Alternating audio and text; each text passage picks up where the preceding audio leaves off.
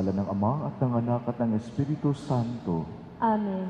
Ang pagpapala ng ating Panginoong Hesukristo, ang pag-ibig ng Diyos Ama, at ang pakikipagkaisa ng Espiritu Santo, naway sumainyong lahat.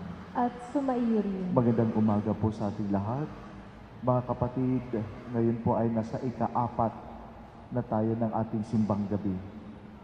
Patuloy nating ialay sa ating Poong Nazareno ang ating mga panalangin at mga kahilingan. At patuloy din tayong manalig sa Kanya na Siya ay tutugon sa ating mga kahilingan sa Kanya. Upang tayo'y maging karapat-dapat sa banal na pagdiriwang, aminin natin ang ating mga kasalanan sa ating mapagmahal na Panginoon, ang Kanyang awa at kapatawaran.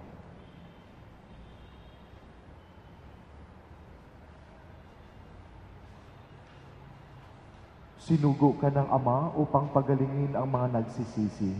Panginoon, maawa ka. Panginoon, maawa ka.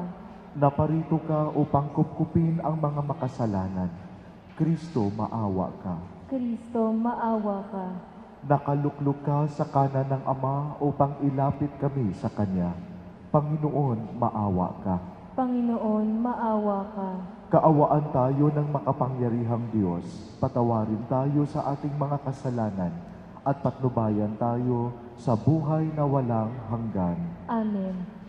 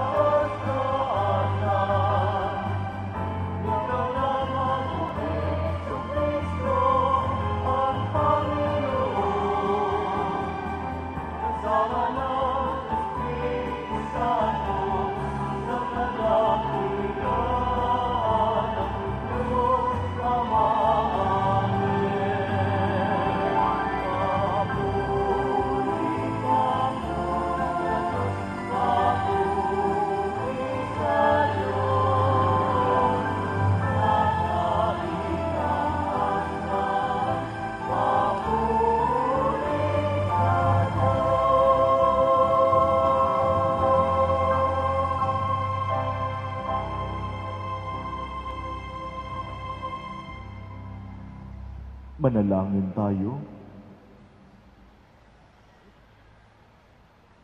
Ama naming makapangyarihan,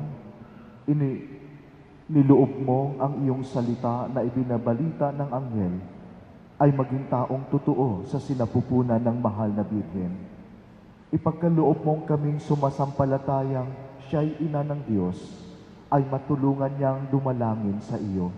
Sa pamamagitan ni Jesucristo, kasama ng Espiritu Santo, magpasawalang hanggan. Amen.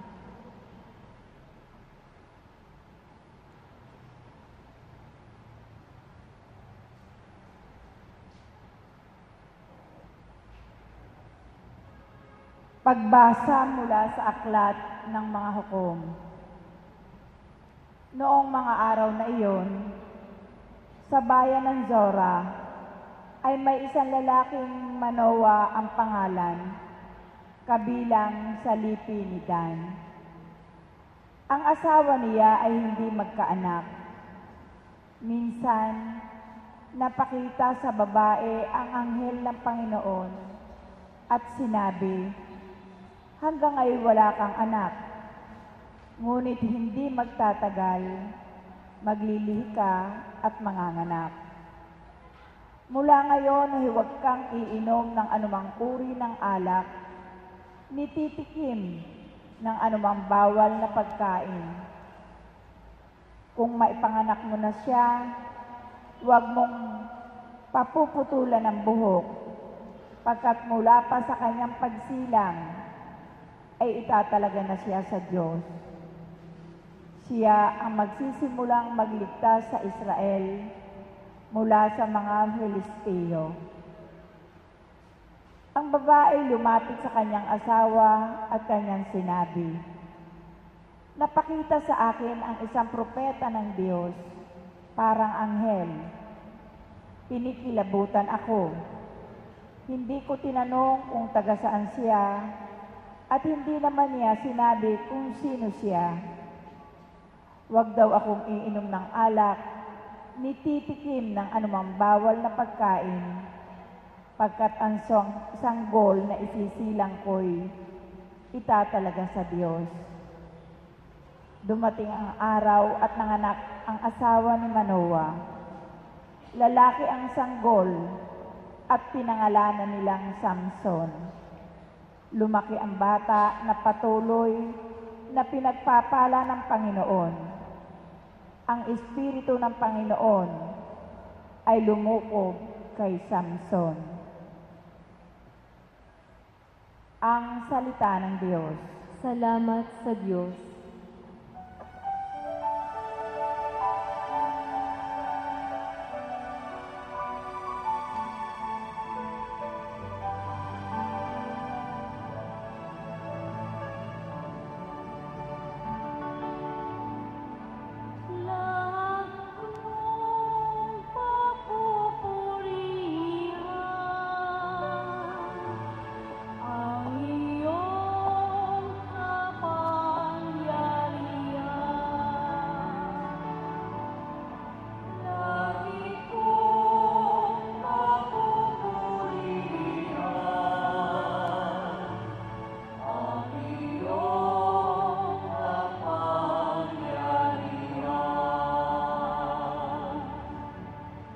Ikaw nawa ang muog ko at ligtas na kakanlungan, matatag na kublihan ko at matibay na sanggalang. Sa lahat ng masasama, O Diyos, ako'y ipaglaban.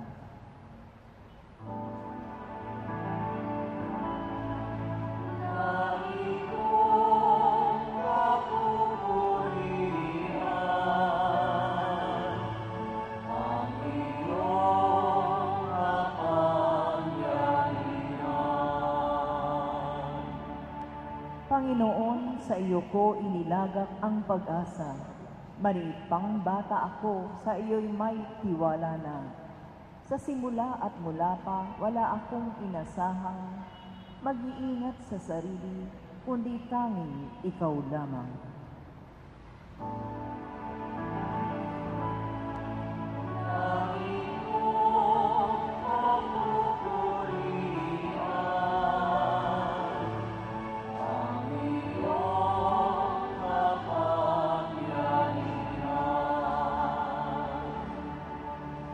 sapagkat ikaw, Panginoon, ay malakas at dakila. Ang tanggay mong katangi ay ihahayag ko sa madla. Sa pulpa sa pagkabata, ako'y iyong tinuruan. Hanggang ngayon sinasambit ang gawa mong hinangaan.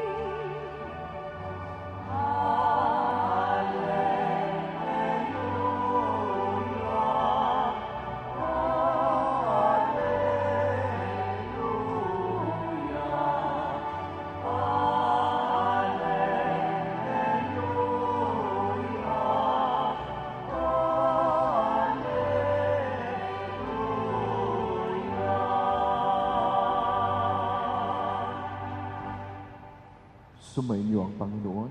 At sumaiyo rin. Ang pagpapahayag ng mabuting balita ng Panginoon ayon kay San Lucas. Papuri sa iyo, Panginoon.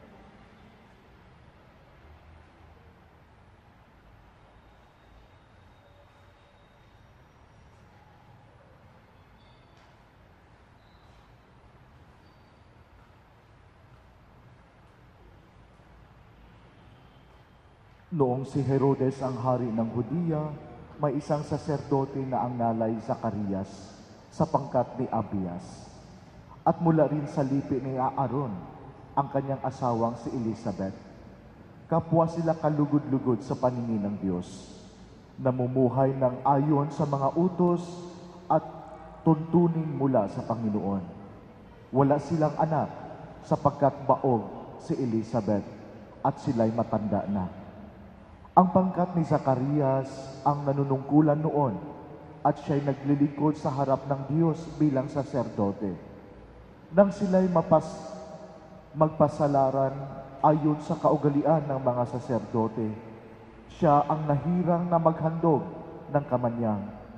Kaya't pumasok siya sa templo ng Panginoon sa oras ng pagsusunog ng kamanyang, samantalang nagkakatipon sa labas ang mga tao at nananalangin.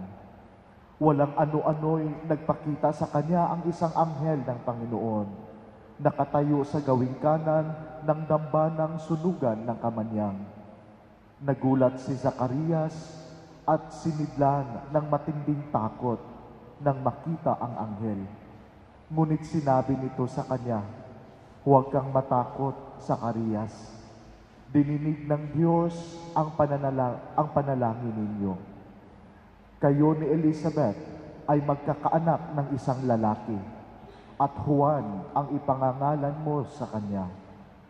Ikaw ay matutuwa at magiging maligaya, at marami ang magagalak sa kanyang pagsilang, sapagkat siya'y magiging dakila sa paningin ng Panginoon. Hindi siya iinom ng alak o anumang inuming nakalalasin. Sa sinapupunan pa lamang ng kanyang ina, mapuspos na siya ng Espiritu Santo. Marami sa mga anak ng Israel ang panunumbalikin niya sa kanilang Panginoong Diyos. Mauuna siya sa Panginoon, taglay ang espiritu at kapangyarihan ni Elias, upang pagkasunduin ang mga ama at ang mga anak, at panumbalikin sa daan ng matuwid ang mga suwail. Sa gayon, ipaghahanda niya ng isang bayan ang Panginoon. Sinabi ni Zacarias sa anghel, "Paano ko po matitiyak na mangyayari ito? Sapagkat ako'y napakatanda na, at gayon din ang aking asawa." Sumagot ang anghel, "Ako si Gabriel na naglilingkod sa harapan ng Diyos. Sinugo ako upang ihatid sa iyo ang mabuting balitang sinabi ko na sa iyo. At ngayon, mabibingi ka't hindi makapagsasalita hanggang sa araw na maganap ang mga bagay na ito, sapagkat hindi ka naniniwala sa mga sinabi ko na matutupad pagdating ng takdang panahon." Samantala, naghihintay naman kay Zacarias ang mga tao. Nagtaka sila kung bakit natagal siya ng gayon sa loob ng templo. Paglabas niya ay hindi na siya makapagsalita. Mga senyas na lamang ang ginagamit niya. Kaya't natanto nila na nakakita siya ng pangitain at siya'y nanatiling pipi. Nang matapos ang panahon ng kanyang paglilingkod, ay umuwi na siya. Hindi nga nagtagal at naglihi si Elizabeth at hindi ito umalis ng bahay sa loob ng 5 buwan. "Ngayoy nilingap ako ng Panginoon," wika ni Elizabeth. "Ginawa niya ito upang alisin ang aking kadustaan sa harapan ng mga tao."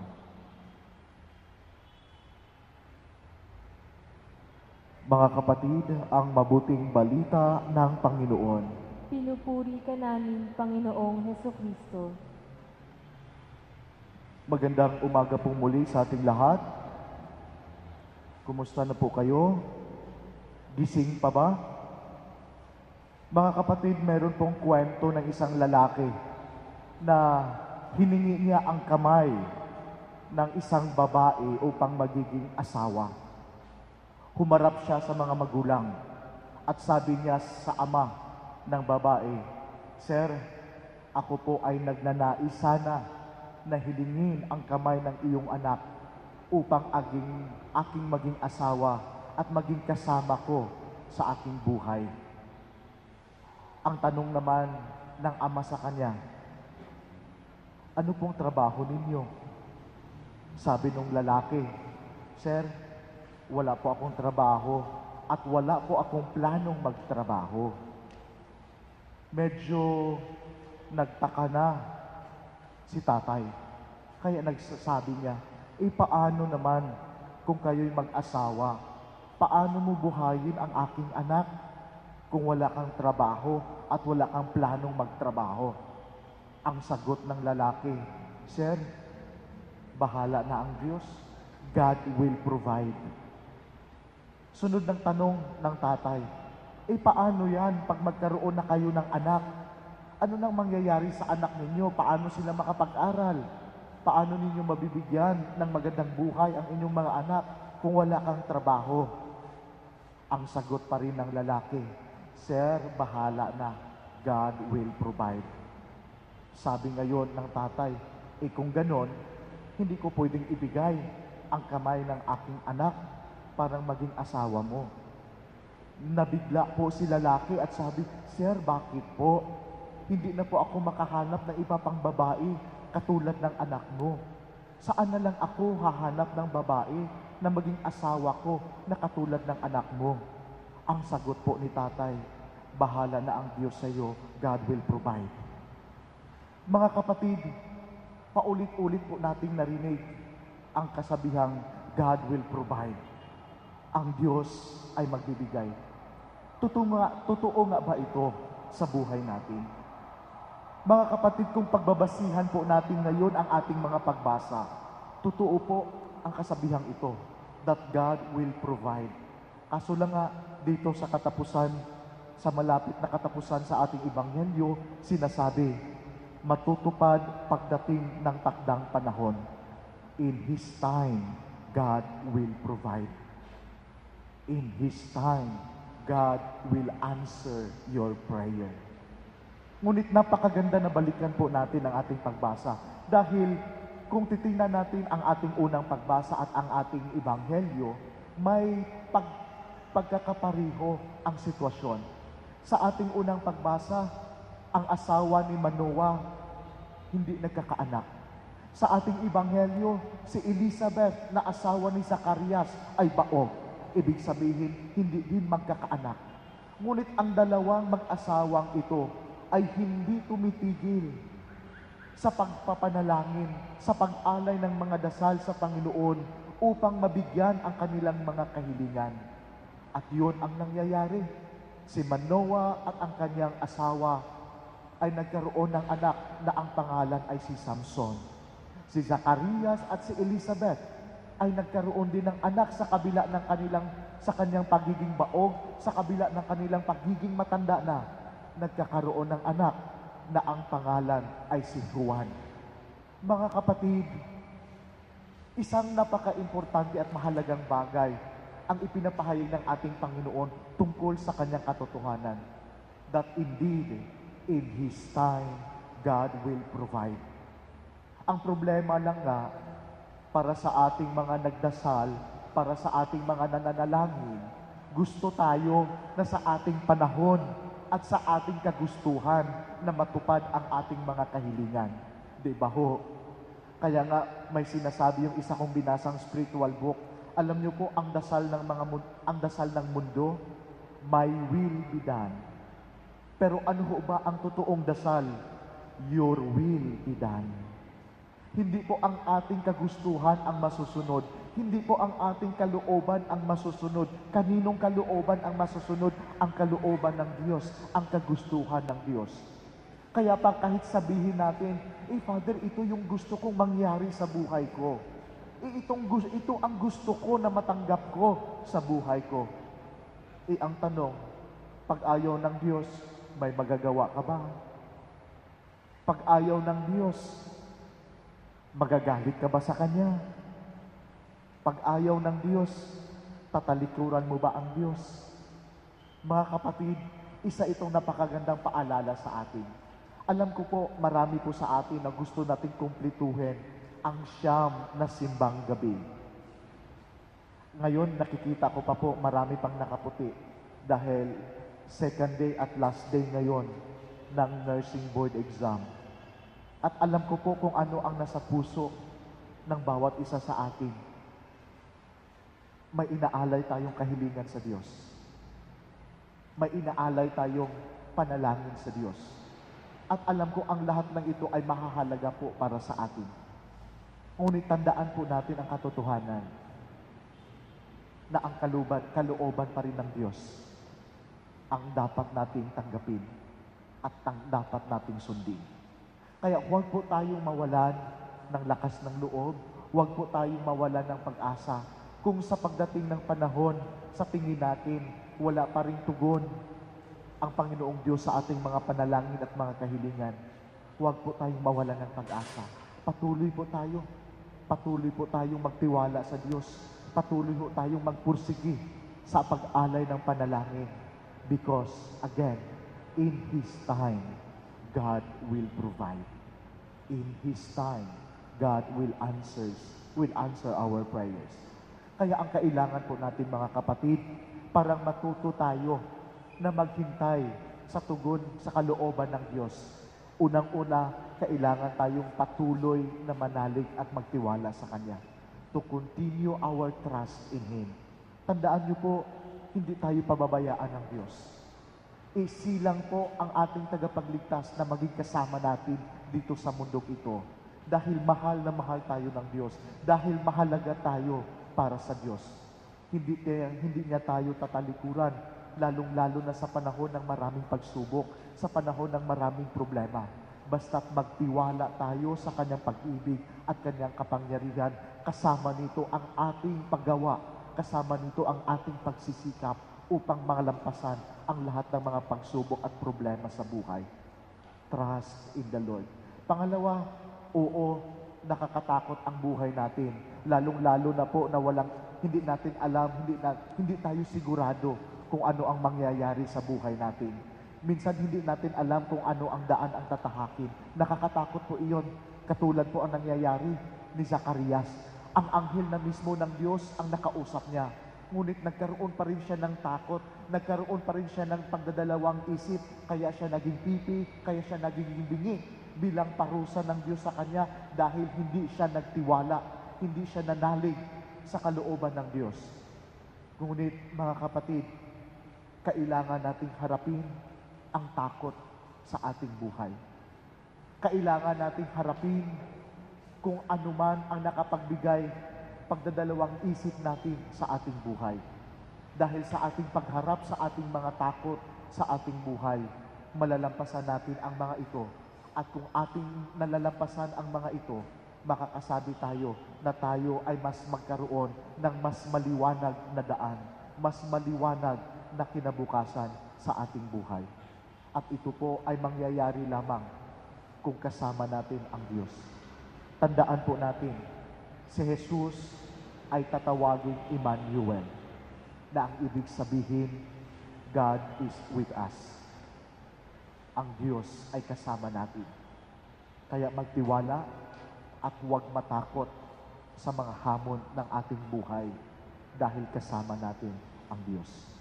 Para po sa ating mga kapatid na patuloy pang haharapin ang pagsubok ng kanilang buhay sa mga pagsusulit sa nursing board exam, kami po bilang simbahan, bilang kaibigan, bilang kapatid, bilang kapamilya, ay nagkakaisa para at tulungan kayo sa pag-alay ng mga dasal at mga panalangin para sa pagiging matagumpay ng inyong pagsusulit. At sana din po ay tumbasan ninyo ito ng pagsisikap, ng paggawa upang mas magiging buo ang inyong tagumpay na hinahangad. Mga kapatid, sa ating patuloy, sa ating banal na pagdiriwang, ialay natin muli sa ating mapagmahal na Panginoon ang ating mga panalangin at may mga kahilingan ng may pusong nananalig at nagtitiwala sa kanyang pag-ibig at kanyang kapangyarihan. Mga kapatid, hintayin ninyo. God will provide in His time. Siya nawa.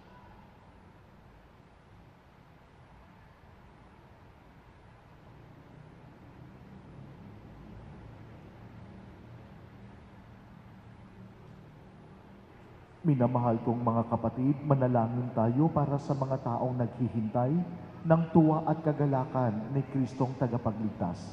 Ang ating itutugon, halina poong Jesus, ligaya ng marami. Halina poong Jesus, ligaya ng marami. Upang ang mga mag-asawang hindi nagkakaanak ay makapag-ampon ng mahal na anak na iba, manalangin tayo. Halina poong Jesus, ligaya ng marami. Upang ang mga biglang nagkasakit ay magkaroon na mag-aalaga sa kanila, manalangin tayo. Halina poong Jesus, ligaya ng marami. Upang ang masasamang kapatid ay makakita ng mga Katolikong uliran ng kabutihan, manalangin tayo. Halina poong Jesus, ligaya ng marami. Upang ang mahihirap na kapatid ay maging mayaman sa pananampalataya, pag-asa at pag-ibig sa Diyos, manalangin tayo. Halina poong Jesus, ligaya ng marami. Ama naming mapagmahal, sina Zacarias at Elizabeth ay pinaligaya mong talaga. Palayain mo kaming lahat sa kasamaan at kahihiyan sa harap ng tao, sa pamamagitan ni Jesucristo ang aming Panginoon. Amen.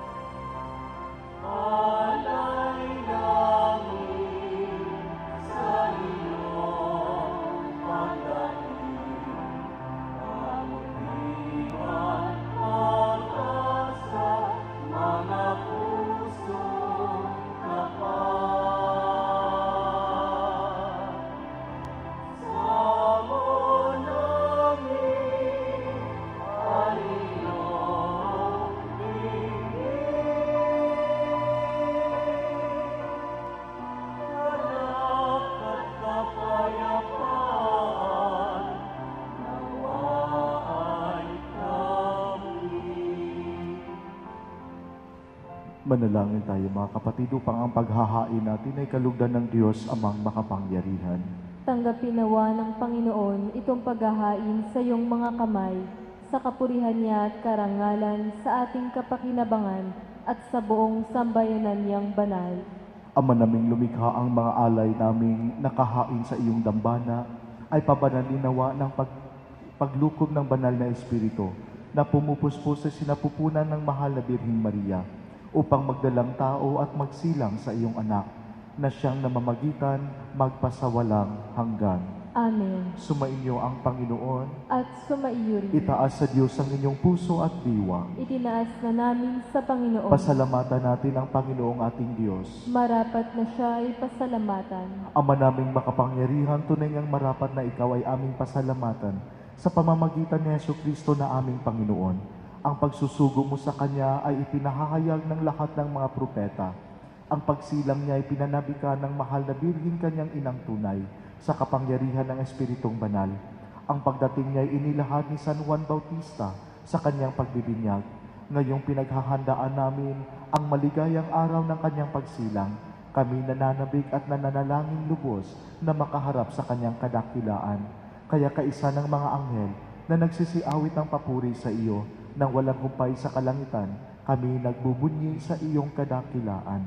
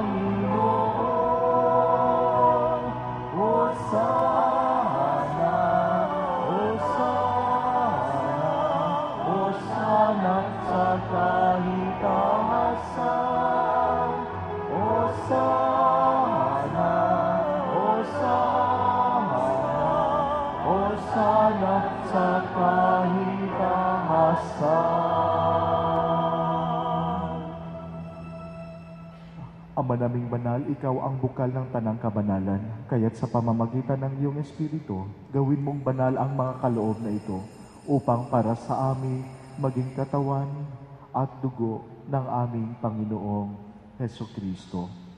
Bago niya pinagtiis ang kusang loob na maging handog, hinawakan niya ang tinapay, pinasalamatan kaniya, pinaghati-hati niya iyon, iniabot sa kanyang mga alagad at sinabi, "Tanggapin ninyong lahat ito at kanin.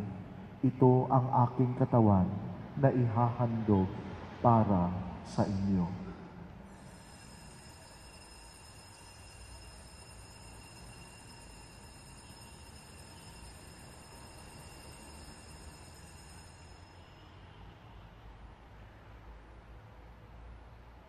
Gayon din naman nung matapos ang hapunan, hinawakan niya ang kalis. Muli kanyang pinasalamatan. Iniabot niya ang kalis sa kanyang mga alagad at sinabi, "Tanggapin ninyong lahat ito at inumin. Ito ang kalis ng aking dugo, ng bago at walang hanggang tipan.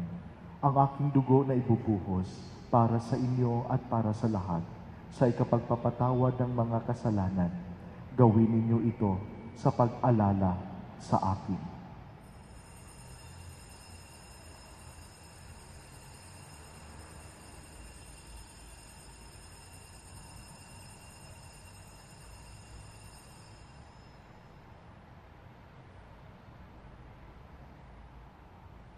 Ipagbunyi natin ang misteryo ng pananampalataya.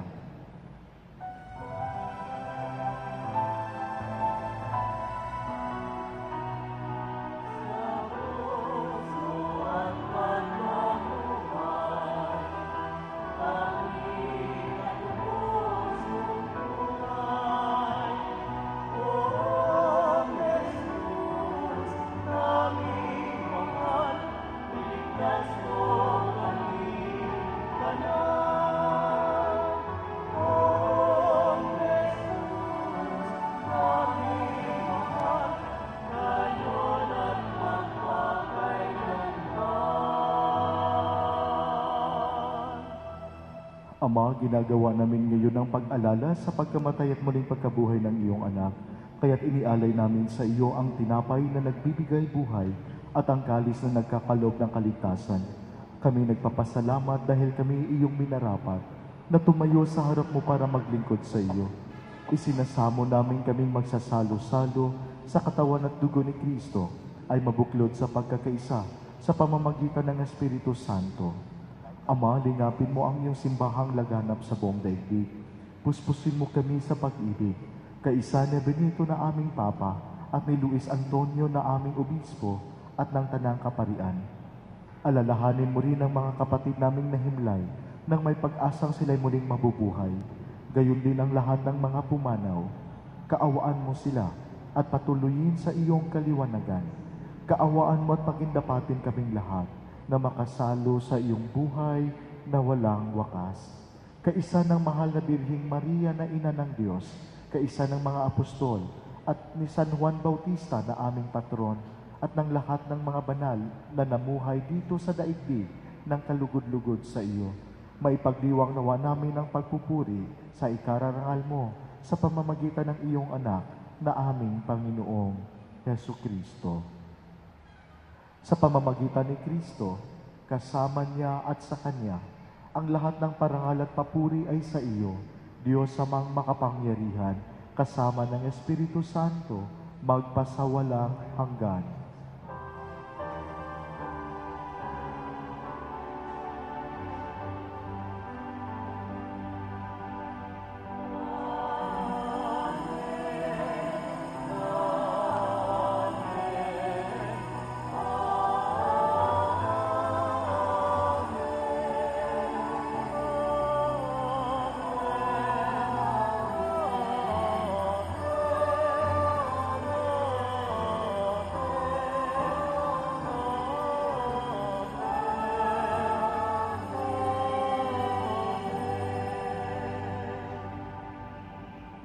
Sa tagubili ng mga nakagagaling na utos at turo ni Jesus na Panginoon natin at Diyos, ipahayag natin ang lakas loob.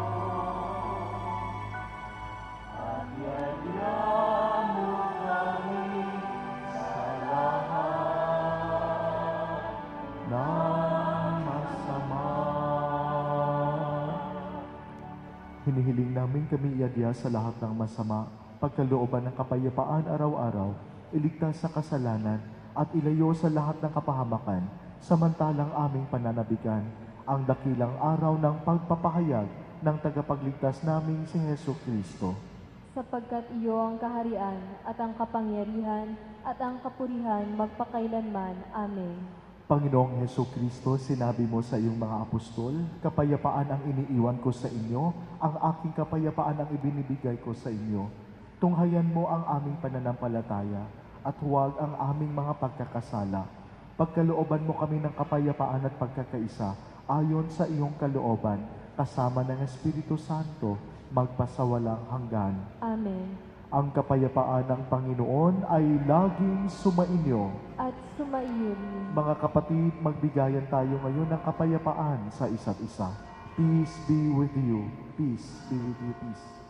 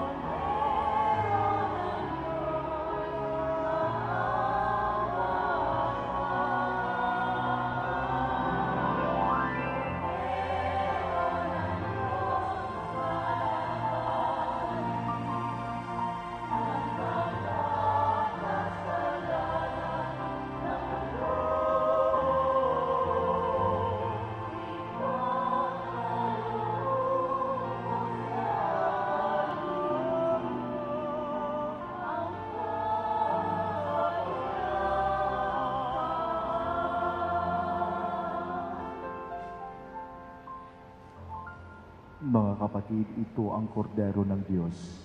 Ito ang nag-aalis ng mga kasalanan ng sanlibutan.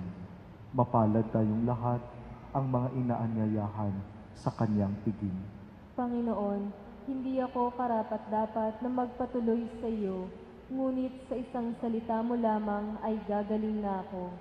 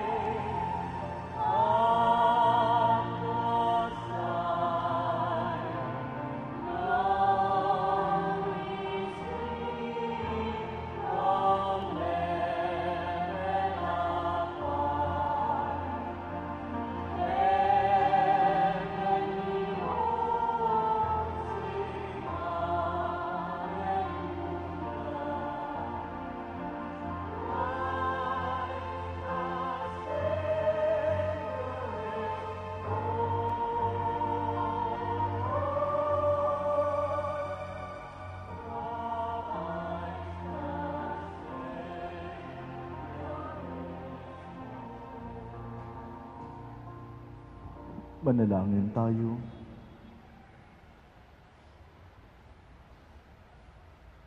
Ama naming mapagmahal, sa aming pagsasalo sa banal na hain, lagi nawa naming madama ang iyong kagandahang loob upang kami magkamit ng kaligtasan, pakundangan sa pagkakatawang tao ng iyong anak, ngayong aming ginugunita ang kanyang ina, sa pamamagitan din ni Jesucristo, kasama ng Espiritu Santo, magpasawalang hanggan. Amen. Announcement. Tayo po ay magkakaroon ng second collection para sa mga kababayan nating nasalanta ng Bagyong Sendong sa parteng Mindanao. Tumulong po tayo. Maraming salamat po. At habang ginagawa po natin ang ating second collection, kami po ay nagpapasalamat sa mga sponsors at offerers sa misang ito, alas 5 ng umaga, ang Young Professionals at ang Ladies Auxiliary. Maraming salamat po sa inyo.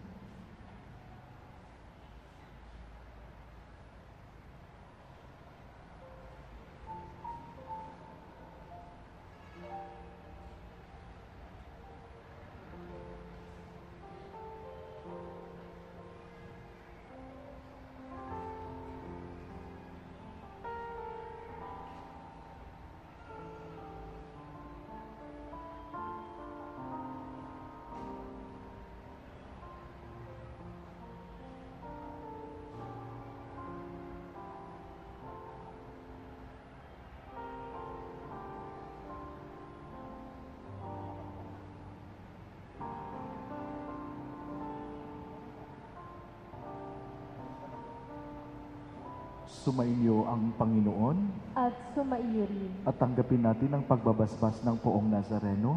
Mahal na Poong Jesus Nazareno, inihayag mo sa pamamagitan ng krus ang walang maliw na pag-ibig ng Diyos sa sangkatauhan. Pakinggan mo ang kahilingan ng iyong mga anak na nagsusumamo sa inyo. Makamtanawa nila ang inyong katugunan at tanggapin ang kasagutan na may utang na loob na tinatanaw.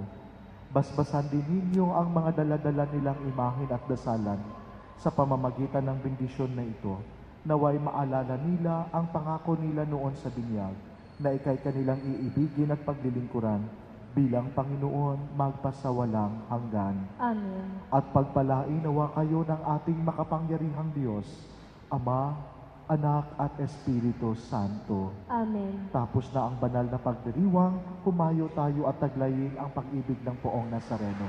Salamat sa Diyos.